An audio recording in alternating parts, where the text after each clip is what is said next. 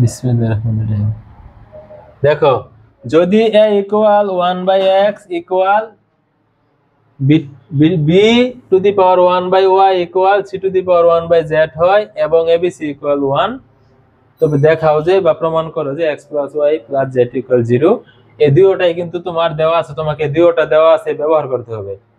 সূচকের অঙ্কের মধ্যে একটা কাজ করার চেষ্টা করবা, আমরা জানি যদি উভয় পক্ষে বেস মিল থাকে সেটাও করার চেষ্টা করবা, যদি পাওয়ার মানে সূচক মিল থাকে সেটাও মিল করার চেষ্টা করবা, তাহলে অঙ্কগুলো অতি তাড়াতাড়ি সমাধান করতে পারবা। যদি মিল না করা হবে না, এটাই তোমার টার্গেট, যে বেস কিভাবে মিল করা যায়, সূচক কিভাবে মিল করা যায়। তাহলে আমরা লিখবো, যেহেতু এটা আমাদের উপরে উদ্দীপকটা যদি এটা হয়েছে আমাদের দেওয়া আছে, ঠিক আছে, দেখি মনে করি দেখো a 1/x b to the power 1/y c to the power 1/z equal k, এটা আমি কে ধরলাম, ঠিক আছে, আমি তিনটা পদের মানই কে ধরলাম। যেহেতু এখানে ইকুয়াল তিনটা পদই কি সমান, তিনটার মানে কে, যদি আমি একক ভাবে বলি তাহলে a to the power 1/x equal k, b to the power 1/y equal k, c to the power 1/z equal k. একটু সময় বেশি লাগে বোঝাইতে, কিন্তু বুঝতে হবে ভালো করে।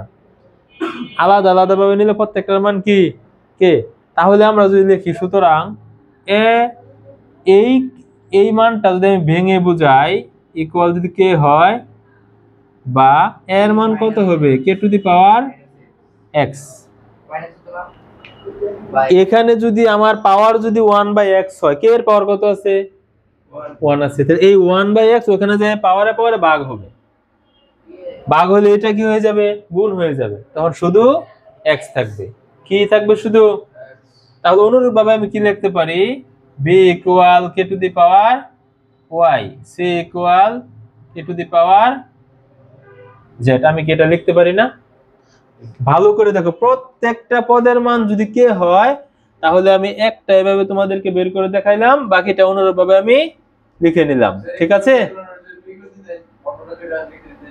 এই যে এটিতে বর্ণনা যে a to the power 1/x যদি হয়, তাহলে এটা ওই পাশে গেলে কি, তোমরা জানো না, এই পাশের সঙ্গে ওই পাশে গেলে উল্টে যায় না, উল্টে দেখেছি 1/x x হইছে, ঠিক আছে। দেখো এখন আরেকটা গিভেন দ্যাট কি দেওয়া আছে আমার, abc ইকুয়াল 1, এই যে দেওয়া আছে এটা। কিন্তু তোমার লক্ষ্য রাখতে হবে যে প্রমাণ করতে হবে x plus y plus z equal 0। তার মানে এখানে কি বোঝা যায়, যেহেতু x plus y plus z equal 0 প্রমাণ করতে বলছে, তাহলে আমার abc কিন্তু প্রমাণে নাই, abc আউট করতে হবে।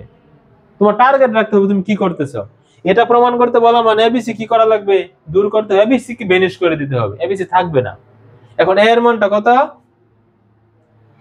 x ইনটু b এর মান k to the power y into c এর মান k to the power z equal 1। আমরা তো জানি আমাদের সাধারণ গণিতের নিয়ম ছিল বেস মিল থাকলে কমন যায়, তাহলে এখানে এটা কি কমন যায়, কে, পাওয়ার গুলো কি হয়ে যাবে, যোগ, ইকুয়াল 1 এর পরিবর্তে আমি কি লিখতে পারি, k টু দি পাওয়ার 0, 1 এর পরিবর্তে আমি লিখতে পারি 5 টু দি পাওয়ার 0, 1 এর পরিবর্তে আমি লিখতে পারি x টু দি পাওয়ার 0। কিন্তু আমাকে দেখতে হবে বাম পক্ষে বেসটা কত আছে, বেস কত আছে, কে না x, এইজন্য আমি k টু দি পাওয়ার 0 দিছি, অন্যথায় আমি অন্য কিছুর উপরে 0 দিতে পারতাম। তাহলে বেস যদি বেনিশ হয়ে যায়, কি থাকে, ইকুয়াল 0। এটা হলো প্রুফড, PROVED। এই হলো আমাদের অঙ্কটা সমাধান হয়ে গেল। সেখান থেকে আমরা কি প্রমাণে কি x plus y plus z আছে, কিন্তু abc আছে, এই জন্য আমাদের একটা বিষয় মনে রাখবা, যেটা প্রমাণ চাবো ওই মানটা রাখবো, অন্যটাকে উঠিয়ে দিবা। আর অন্যটাকে যখন উঠাবা, যেমন abc আমরা উঠাই দিচ্ছি, abc এর মানটা বসাই দিবা।